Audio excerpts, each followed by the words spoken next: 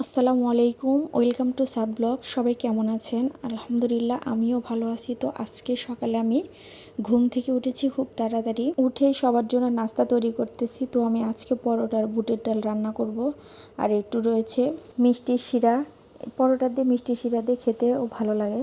তো আমি আজকে বুটের ডালটা রান্না করার জন্য এখানে পেঁয়াজ, মরিচ, কাঁচামরিচ দিয়ে সুন্দর করে ভাজি করে নিচ্ছি। তো আমার পেঁয়াজ মরিচটা ভালোভাবে ভাজি করা হয়নি, তো আমি এর ভিতরে এখন তেল দিয়ে দিব। সরিষার তেল দিয়ে রান্না করে খাই, একটু গ্যাসটা কম হয়।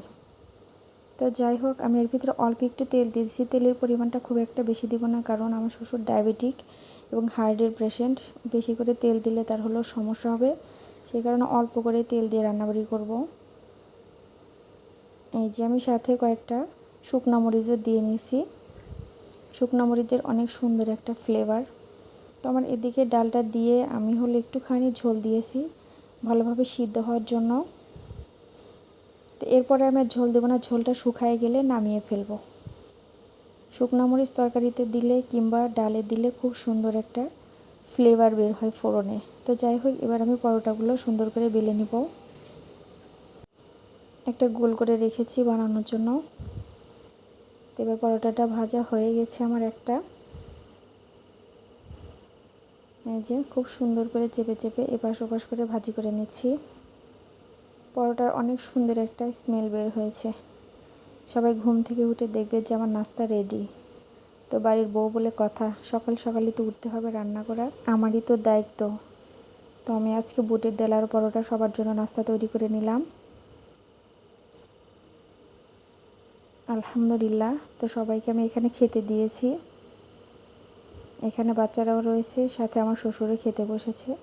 তো ওনার জন্য আমি হলো 3টা সাদা রুটি বানিয়েছি। তা তো তেলে ভাজা পরোটা খাওয়া যাবে না, একেবারেই নিষেধ। তো আমাকে খেয়ে সবাই রিভিউ দিচ্ছে, অনেক মজা হয়েছে, অনেক মজা হয়েছে। আমাকে সবাই বলতেছে যে থ্যাংক ইউ।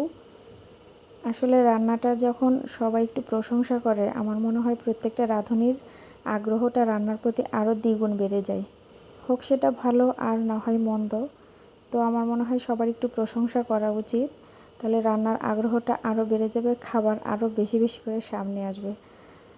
তো এরা সবাই মজা করে খাচ্ছে, আর আমি বলতেছি যে খাবার কি মজা হয়েছে, ডালটা কি মজা ছিল? তো বলতেছে যে হ্যাঁ, অনেক মজা ছিল, আমাকে ধন্যবাদ জানাচ্ছে। তো সবাই খাচ্ছে, আমি এদের আবার কি লাগবে সেটা জিজ্ঞাসা করতেছি যে পরোটা আরও লাগবে নাকি। তো যাই হোক, আপনাদের সাথে আমার আজকের সকালের নাস্তাটার শেয়ার করলাম। কেমন হয়েছে অবশ্যই সবাই কমেন্ট করে বলবেন, এবং সবাই ভালো থাকবেন, সুস্থ থাকবেন, নিরাপদে থাকবেন। আসসালামু আলাইকুম, আল্লাহ হাফেজ।